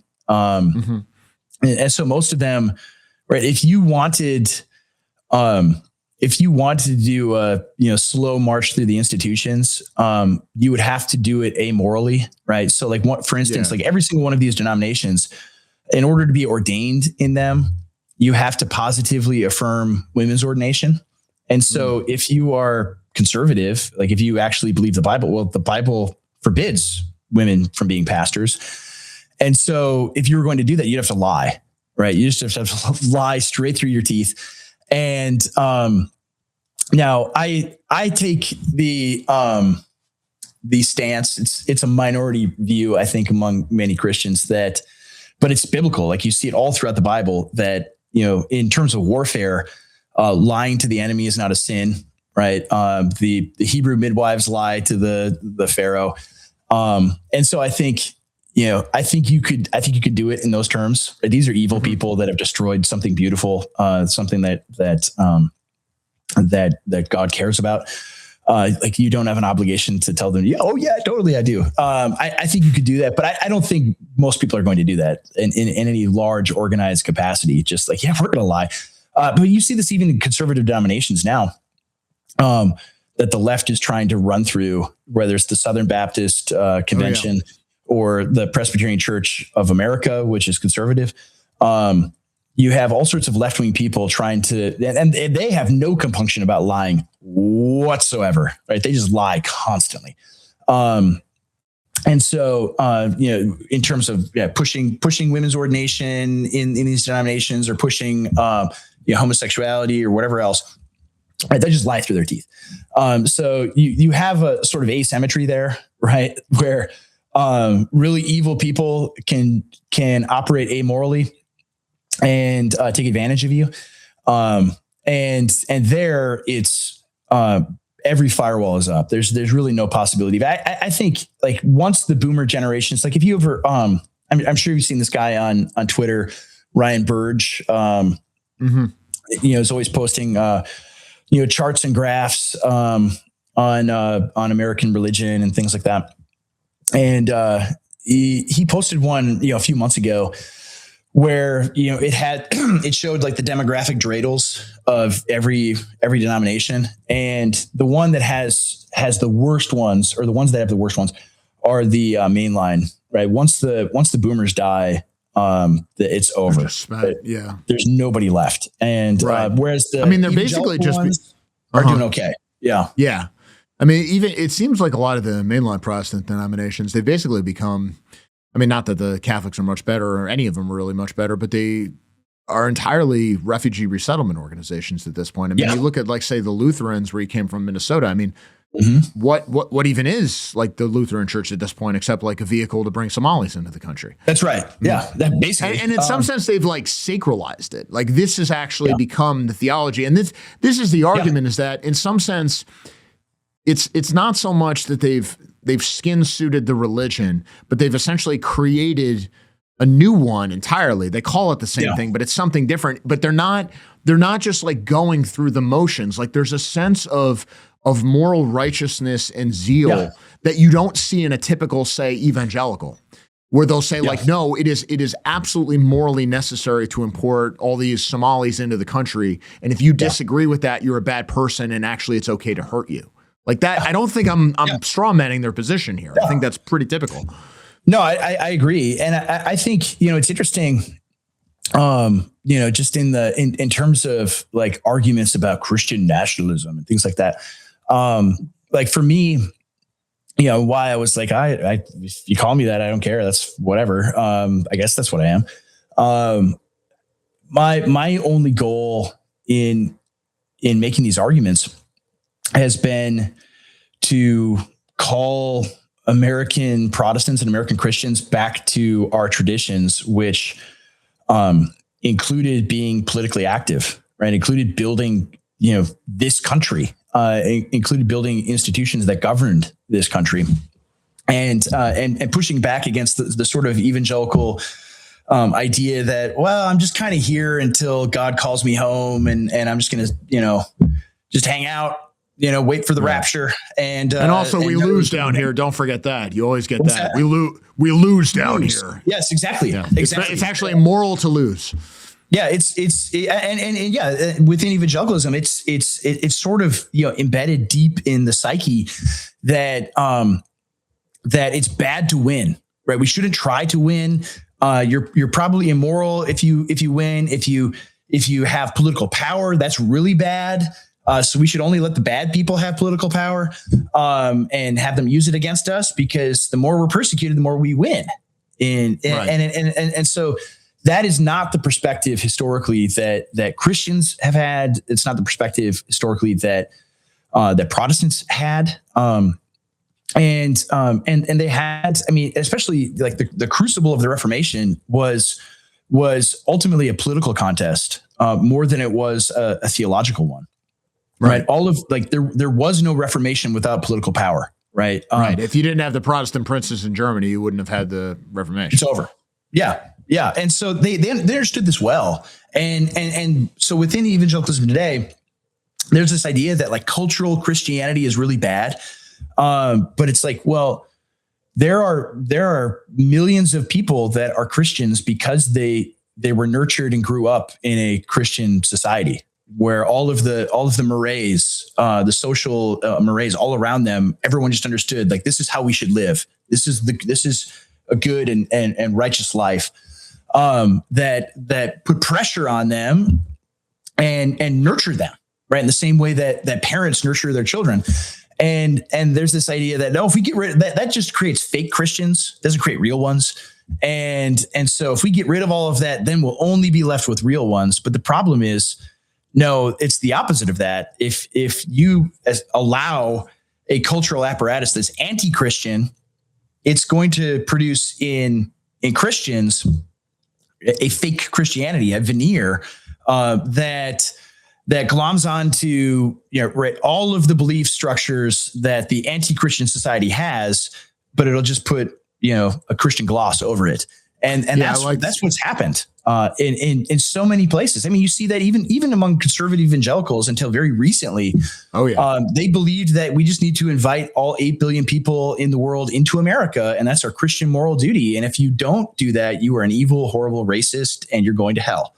And only in like the last 10 years have people said like, oh no, actually, we probably should have borders, and I'm going to vote for a guy that wants to have borders and deportations. And I don't care what you call me. I don't care what, if you think I'm a bad person, these things are good. And so a lot of it is a reflection of the Overton window shift that has taken place just culture wide, that particularly younger people who have faced the brunt of the consequences of the boomer generation are turning hard against it, both from the right and the left, and so they have to live in the world that was created for them, and they don't like it, and so as it regards American Christianity, it's like I just want people to act like Christians did 400 years ago, right? 300 years ago, right? The men who made this country, right?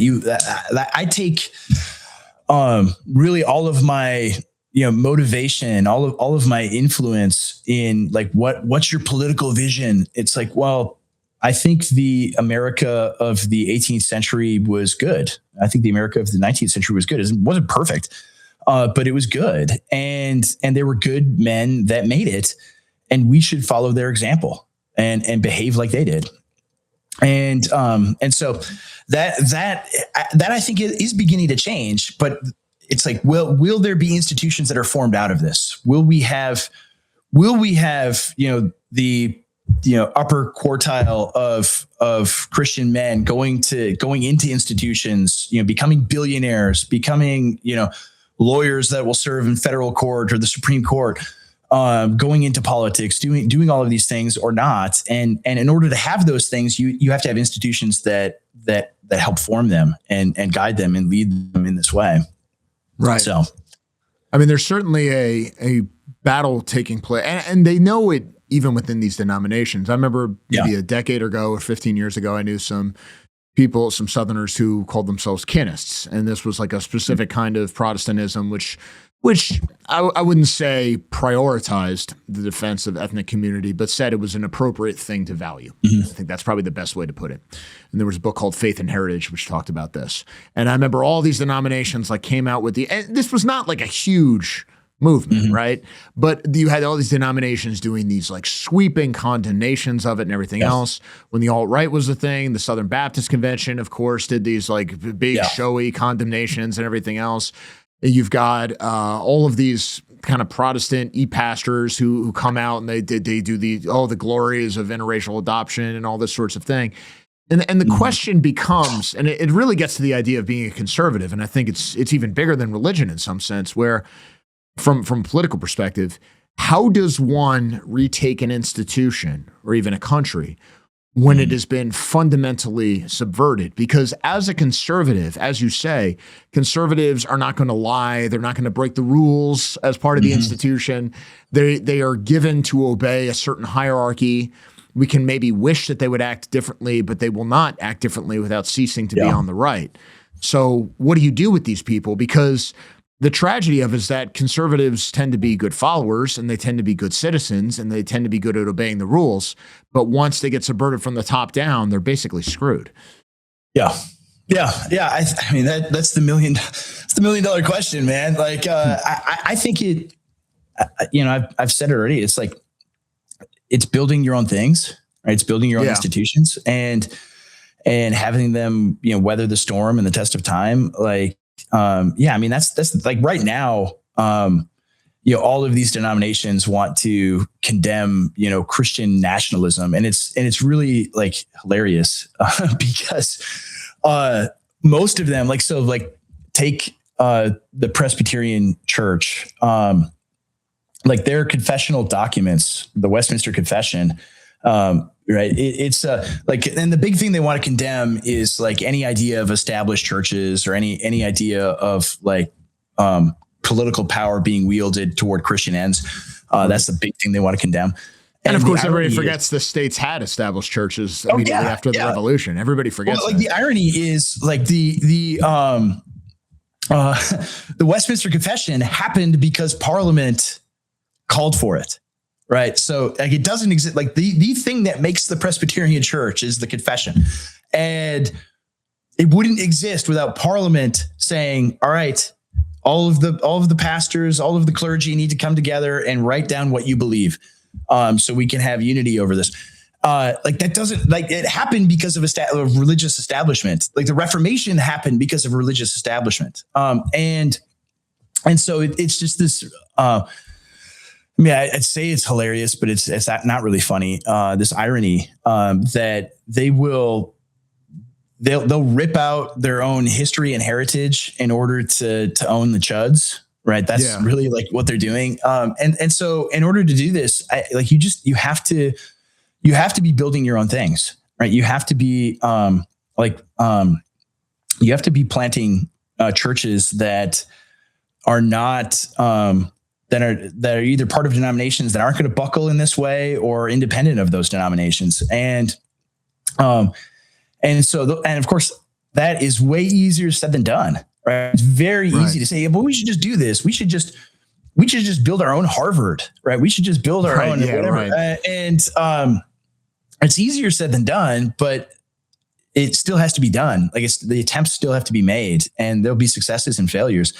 But when you build those things, like people come, right? When you build any kind of institution that they can rally around, then it grows. And particularly because among the younger generation, there is huge demand for anything that will pursue their interests, that won't say that you were a bad person for being a young, straight, white man. Like anything that will say that and defend them and protect them, like, yeah, I like this. Right.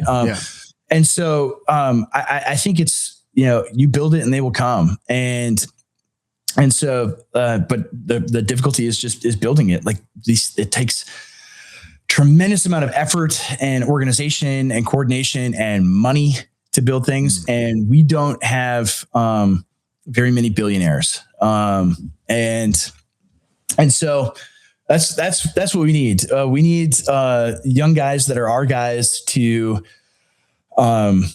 build products that will make them billionaires, and not for their own sake, but for the sake of their people, for the sake of the faith, for the sake of what is good and true and beautiful. Do you see that this kind of ingathering, which I guess you were a part of, moving to Tennessee, it seems to me that a lot of people are doing this sometimes intentionally. Free State Project would be an example of somebody doing that for political reasons. But a lot of it seems to be happening organically. I mean, people were talking about the big sword like 15 years ago. Yeah. And when you look at, especially with these redistricting fights and the idea that state, even though the federal Congress is still pretty useless, we're now seeing Republicans and state legislatures willing to fight. So all of a sudden, it's not that crazy to talk about like red states, blue states being meaningful things and like state v. state conflicts, because they have fundamentally different understandings about things like the meaning of the law or the purpose of the law. I mean, something like self-defense, like you just know in New York that if somebody broke into your house and you shot them, like you're going to be the one who's screwed. And in West Virginia, where I used to live, I mean, I don't know, the cops give you a medal. That's right. Yeah. Yeah. It's very much like that. I mean, that's the dichotomy between, Minnesota and Tennessee, where, I mean, one of the only good things the Minnesota GOP ever did was pass concealed carry laws. And so I had one of those, but all the time when I'm carrying, I was thinking, if I had to ever use this, I have to like do the mental calculus in my head. Right. Is this a situation where I'm going to die? Because I don't want to die, but I know that if I use this, I'm going to spend the rest of my life in prison because I'm in Minnesota and I'm white. And there's zero chance that anything short of life in prison will be the outcome. Even if there's 15 different camera angles showing that this is 100% justified, that I had no reasonable route of escape, all of the legal criteria, it does not matter, especially if I had to use it like in the jurisdiction of the Twin Cities.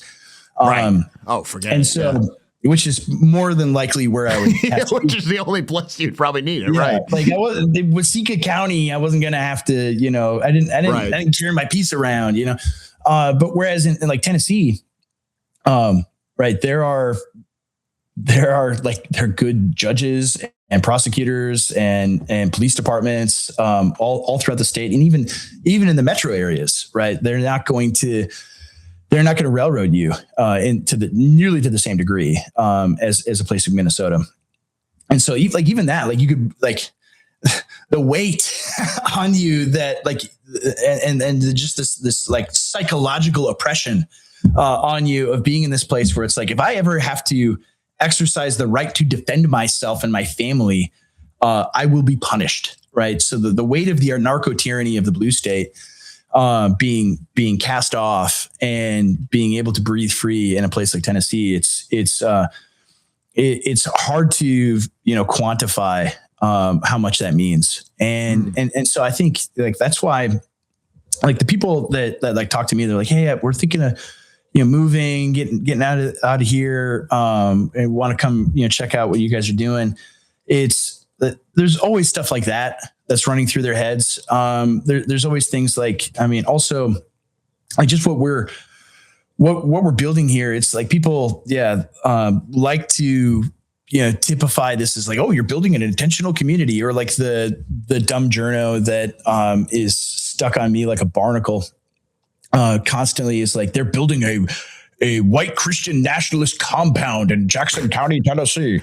And it's like, no, we're not actually like it's a development, right? It's like a small neighborhood where people can live, and really the real estate company that's building it right there, their kind of vision is like, they just want to have, American small towns like they existed, 40 or 50 or within living memory. Right.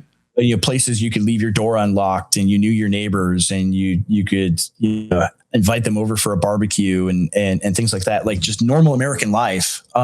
People are sort of desperate for and longing for, and you used to have it in small towns. To a certain extent, it was definitely there in my hometown.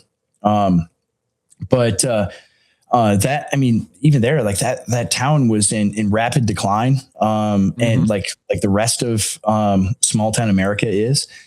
And in order to have that, you have to build it, right? Just like everything else. Like you have to build the things that you want to have.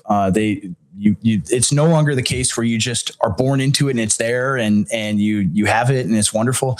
Now we're in a stage where if you want those things, you have to go well out of your way to produce those things for yourself and for your family.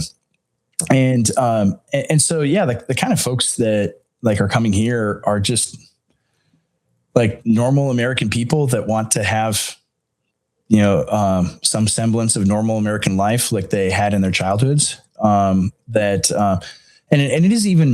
not even like a religious community, right? It's not every single person that's moving here is like attending my church or anything like that. Right. A lot of them are, but not every single one is, but they like that. Oh, there's a church in the neighborhood and a lot of the people in the neighborhood go to church. Like that's a nice thing. That's a good thing to have. And so, it's attractive. It is. And especially if, I think for the last few years, a lot of people are like, well, my job is fully remote and I can live anywhere in the country. And I'm living in this, crappy suburb where my house costs $900,000. I don't know a single one of my neighbors. Half of them are from the subcontinent of India. And I'd like to live in a different place than this. I'd like to live in a place like where I grew up. And so that's what people are doing. And it's beautiful. Like, houses I've been here a year and a half now, and I've learned a lot of things about, the process of real estate development, even though I'm not part of the company or anything, because I'm just waiting. It takes a long time. A lot of things have to be done. You're in the construction world, so used to be how long you have to wait for approvals and things like this. But finally, stuff is starting to get built, and people's homes are being built, and they're moving in anticipation of it, and it's. Maybe that, is another reason for my optimism, right? Is it isn't just like seeing things politically that are developing that look good, but it's also like in real life. Which is always the critical thing, because you can have whatever spin you want about what you see online or whatever else. You can be black pilled or you can be white pilled. I mean, it sort of reminds me of the thank you for smoking thing. You know, if you argue correctly, you can never be wrong. Like if you want me to give me an optimistic or pessimistic take on the same thing, I can do it. But that's just because I'm good at that's just because I'm good at arguing. It doesn't actually mean anything. It doesn't have any reflection of reality. But like when you see things happening IRL, like it means something. It actually counts for something. So when these sorts of things are being built, it means a lot. I mean, I suppose it's not surprising, but I should just ask anyway. Are you surprised that the media came after this? I mean, because as you say, it's a real estate development. Who cares? Like, why freak out? I'm not surprised at it at all, because like they want everyone to live in trash world, man. Like they want everyone to live in bug hives, right? And so they want you to be in a place like Frisco, Texas, that's overrun by East Indians and with monkey poop statues everywhere, and like they want that for you. They want you to live in a place where you don't know your neighbors. They don't want like local social solidarity whatsoever. They don't want those bonds to happen between people, because like you're easily manipulated and controlled. I mean, it's just like very basic. It's stuff like from the Soviet Union, like they understood this is how people are, and you want to break down those bonds between people in real life, and so it's a huge threat, but not even because it's of like any ideological stuff, not because like I'm going to brainwash all these people into believing every single thing that I do. Like, oh, do you have the same opinion as me about the Voting Rights Act? No, that's not happening. They're not afraid of it from this like brute ideological standpoint that there's going to be 1,000 people in this little rural area in Tennessee that believe fringe things. That's not what threatens them. What threatens them is that normal American life that existed for, like you're like I don't want to guess your age. You're like 40 what? 43. 43. Okay. I was going to say 45. All right. So you're about at 312. Right borderline between Gen about X. 300 and I'm a millennial technically, but I'm about as old as you can be while being a millennial. Yeah, you're a zillennial. Yeah.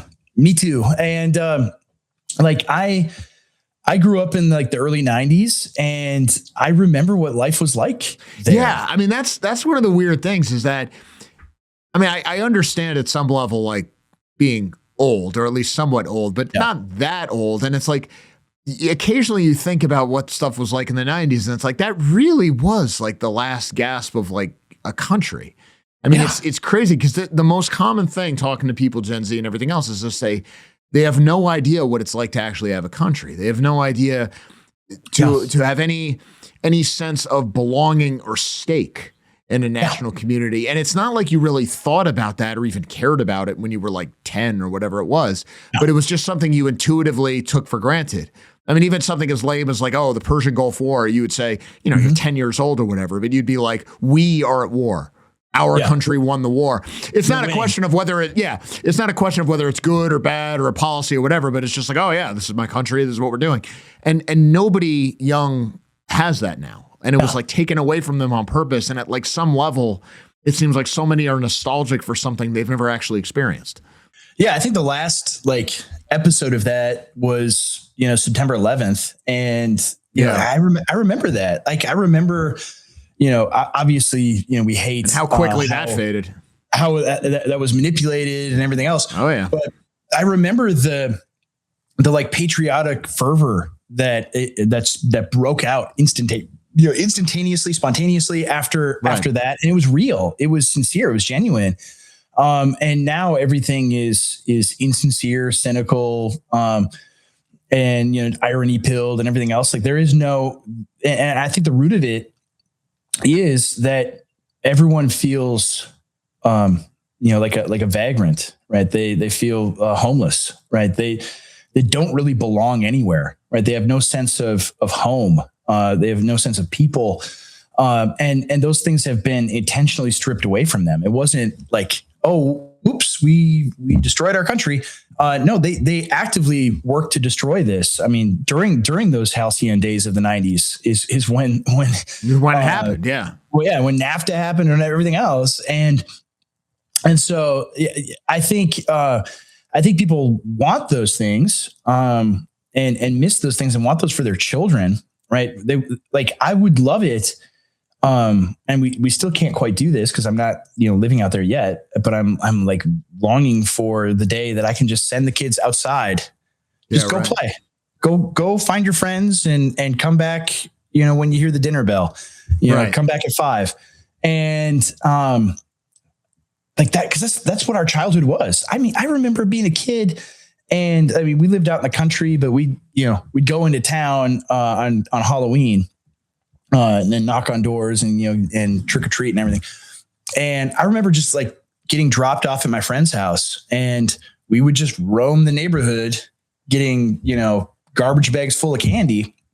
And now like, if you're in a place where they still do trick or treat on Halloween, doesn't happen very often now. It's just a parade of cars. It's just car pulls up, kids get out, back in the car, and you go like it's awful because it's like I don't want to drive around 2 miles an hour for 3 hours. But it used to be just a mass of children. It looked like the movie E.T. where all the kids were running around in the streets. That's what it was. It was awesome. It was awesome to just like, all right, I'm going to go down to the park and see if anyone's playing baseball. Bring my glove, and sure enough, every time somebody was, and that doesn't happen anymore. And no, it can, right? You could have those things for your kids, but you have to go way out of your way, swim way upstream in order to have it.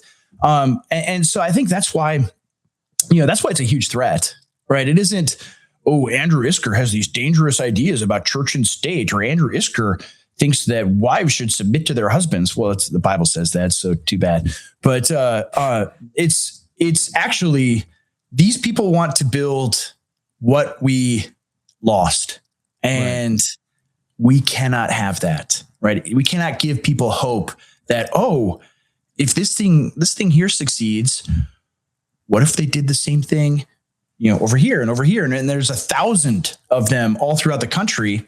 And all of these people have neighbors that they love and they care about and would die for.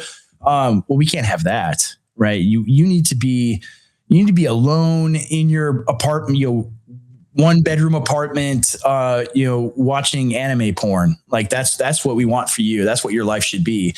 While you work your wage slave job that is going to be lost to either AI or an Indian, right? That's what we want for you. We don't want you to have a good life, right? We don't want any of that stuff. We want you to be a slave, and just a slave that doesn't realize he has chains, right? Thinks he's free, right? That's what they want for humanity. That's what they want for our country. And so that's why they attack it. It really has very little to do with me, and has everything to do with hope for our country and hope for Americans. Last question, but I think you're absolutely right. This is something I disagree with my boss, Jared Taylor, on every once in a while. The question of, is it ignorance, naivete, or spite? And I tend to come down pretty heavily on the spite side of the question, that this is being done to us. But I liked the term you used before. I think it was Christianese.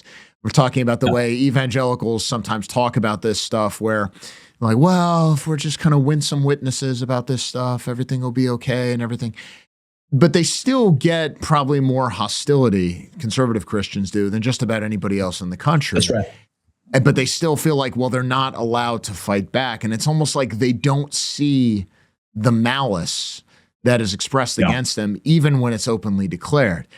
In your view, is that finally changing? Or are they just, do the beatings have to continue until morale improves? I think, I actually think that it is changing. But just like, we were talking about before with Congress, there is a very long lag time. Some of it is the leaders of evangelical institutions are all boomers, and the boomers have had no succession plan at all. They're going to hang on until they die. And you see this across everything, right? It isn't just churches. It's everything. No. They're businesses, it's Congress, everywhere. Yeah. Yeah. And, but they are discovering they are not going to live forever. And the people that are replacing them are much more like me than they care to admit. And so it is going to change. I think it's going to change because the leadership changes. The leadership that understands, okay, within personal ethics, right? Within personal ethics, yes, you have an obligation to turn the other cheek, right? If somebody is, mistreating you or whatever, right? And even there, it's like the actual word is, it's a slap. It's not somebody, assaulting you and beating you. It's someone showing you an offense, right? Getting a slap on the face. That's what it means, right? And that there's a distinction between, inimicus and hostis, right? There's a distinction between a personal enemy, right? Somebody who's a rival, somebody who is rude to you in an interpersonal way, and between an actual enemy who seeks to destroy you, your family, your country, your way of life. That you have a duty as a Christian to oppose the latter, right? You have a duty to fight back against enemies, against people who are just rude to you, like a neighbor who doesn't like you and lets his dog poop in your yard, right? Well, you turn the other cheek there. Okay, fine. Yes, that's a good Christian attitude to have, right? Well, you just go pick it up and everything, but it's not a license to be a doormat, right? That is not the ethics that Christ is demanding of his people, because he is kind and merciful and generous and loving, but he's also a warrior, right? All of the whole Bible is about him. All of the Psalter is about Jesus, and more often than not, he's described as a warrior, right? He's described as a man of battle, fighting for his people. The whole Bible describes God this way, that God is like a warrior and his people should be like that as well, right? We should fight and defend for what is good. Like, I mean, you have this sort of Anabaptistic pacifism that is rife throughout, particularly the boomer generation of evangelicals, that think, I mean, there's one prominent pastor who said something like, he's in Minneapolis, that if a rapist, murderer came into my house, I wouldn't shoot him. I would pray with him. It wasn't John Piper, was it? Yeah. It was John Piper. Yeah. John Piper. Yeah. And it's like, and that kind of encapsulates the boomer evangelical mindset of like, oh no, like, no, you're a man. You have a duty to protect your wife and your children, right? You need to shoot him dead. Like that. So you hear that, like people, our age and younger hear that and think that's insane. I'm going to defend my family. And so it's going to take a long time before, I guess not as long as it used to be, but like 10 or 15 years before those guys are all gone. And what is left is either the sycophantic, Gen Xers and millennials that wanted to walk in their footsteps and have climbed the ladder, or it's going to be the younger people who are sick of it and want to get back to, like, could you imagine? Could you imagine any theologian in 18th century America saying, all right, if a rapist is coming into my house, I'm not going to grab my musket and blow his brains out. Like, no, never. And so I think younger people see that, right? It's not like we have no examples of what, masculine Christians were like. We have 2,000 years of history to see what it's like. And people want that. And I think the leaders that embody that and they don't without like swinging into the other ditch and just completely abandoning Christian ethics entirely, right? There's a temptation, I think, from some people to do that. But it's not like you have to do that. We have the examples of what it means to be a faithful Christian man and a man, right? We have a whole history to draw upon. And I think the ones that embody that do those things, that preach that way, that teach their people and lead their people that way, those will be the ones that come out on top. Well, here's hoping, because obviously there's not going to be any resurrection of the country without the resurrection of that kind of spirit in the Protestant denominations, because especially in the South, that's basically the core of the country. Andrew, thank you so much for joining us here today. Where can people find you and how can they support you? They can find me on x.com at Boniface Option, and the same on Substack. And also on YouTube, I do a podcast with CJ Engel. He's come on here, I think, in the past. And we podcast, just about every week. Discussing. Sometimes we'll discuss current events, but that gets old. Talking about the current thing every single time, But we also talk about a lot of Protestant political theory, like bringing these things back, talking about history. Talking about American history. Like the most recent thing we got in trouble for was reading a Calvin Coolidge article from Good Housekeeping from 100 years ago. Far right magazine, Good Housekeeping. Yes. Yeah, the very far right magazine, Good Housekeeping. And because he just articulated a vision of what an American is, and the policy that he ultimately pursued regarding immigration. And so, no, you're not allowed to do that. You're some kind of eugenicist if you do that, right. or some kind of white nationalist, or whatever. And so all the attacks came from that. And it's like, well, I guess I'll just stand with Calvin Coolidge. I don't care. I'll stand with Teddy Roosevelt. I'll stand with Thomas Jefferson and John Adams. And you can have Barack Obama and Jumanji Brown. Go ahead. Right. You can keep them. Yeah, well, I'm hoping that maybe the people will get so mad on the Supreme Court at Ketanji Brown Jackson that they'll get rid of birthright citizenship out of sheer spite. That's like the one time I'm hoping that spite will actually work in our direction. You never know. You never know. You never know. It's worth a shot, right? What Alito said. It's like, man, I can't imagine having to put up with this person. What did the Chief Justice says? Has to work with a black woman for 1 year, and then at the end they're like, you know what? We need to change the rules so people can't talk so often. Well, yeah, you see that chart, and it's like, it's incredible. Then she's way up here. It's like, what is going on? Yeah, it's crazy. Can't make it up. All right, man. Great talk. I really appreciate you coming on. Stay in touch, Andrew. Good luck with everything you're doing. So, to show how far we have come in some ways, the United States State Department recently unveiled a tweet storm that just from a few years ago would have been seen as revolutionary and insane. The State Department said, last week, the United States refused to participate in the UN's review of the Global Compact on Migration. The United States objects to the Global Compact on Migration and UN efforts to facilitate replacement migration to the United States and our Western allies. Now, look at that by itself. Let's call it now. It is now officially mainstream to denounce the Great Replacement. This is from the State Department. They are denouncing replacement migration by name. Replacement migration is real. It is a problem. There is no cost in going against it at this point.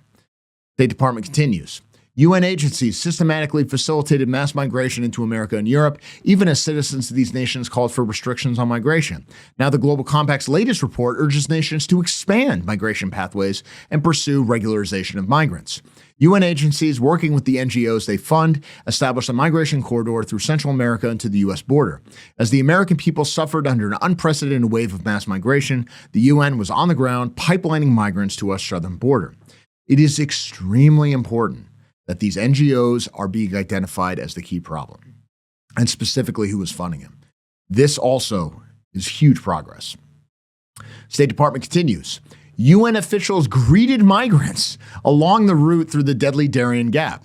UN-funded NGOs handed out maps to migrants en route to the U.S. After facilitating mass migration to the United States, UN agencies condemned the deportation of illegal immigrants.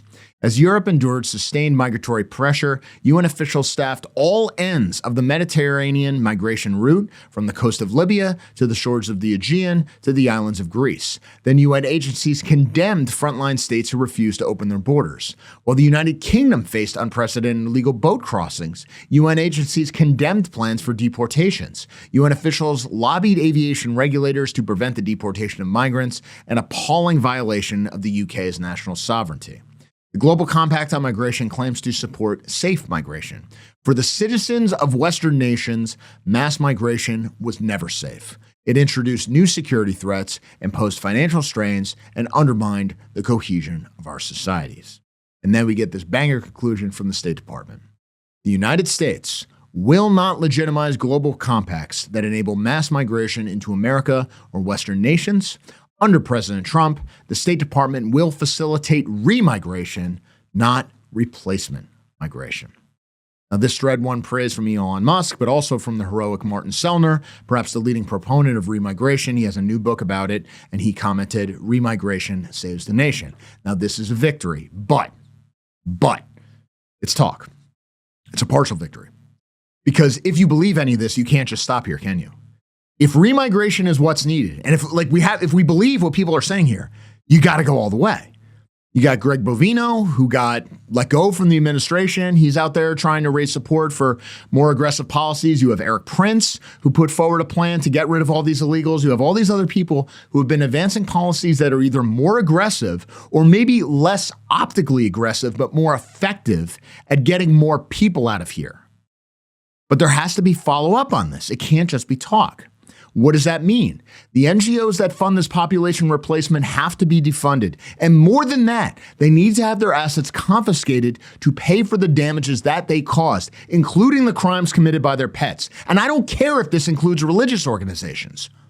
I am very willing to go King Henry VIII in the monasteries when it comes to the refugee resettlement network operated by the churches with your money.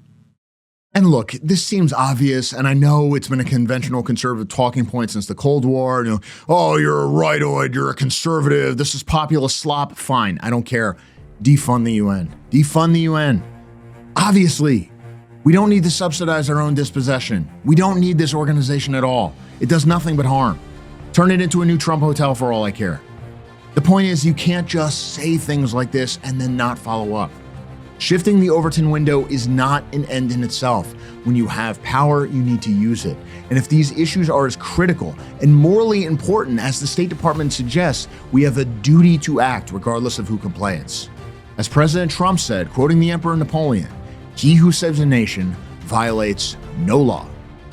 I'm Kevin DeAnna. We'll talk again real soon. All right, guys, that's it for today's episode of Identity Politics. If you found this valuable and you want to see more of this kind of work, here's how you can help. First, follow the show and share it with people who need to hear it. We're on Rumble, Odyssey, YouTube, X, TikTok, and you can also grab the RSS feed. Sharing it is the fastest way for us to grow. Second, sign up for our email list so we can always stay in direct contact no matter what the platforms decide. And most importantly, if you believe in our mission and want to keep it going, please consider supporting us on Ko-Fi. You can donate once or subscribe at the bronze, silver, gold, or white level. Every contribution, big or small, helps keep Identity Politics independent and alive. All the links are in the description below. Thanks for watching. Thanks for supporting. We'll see you next time.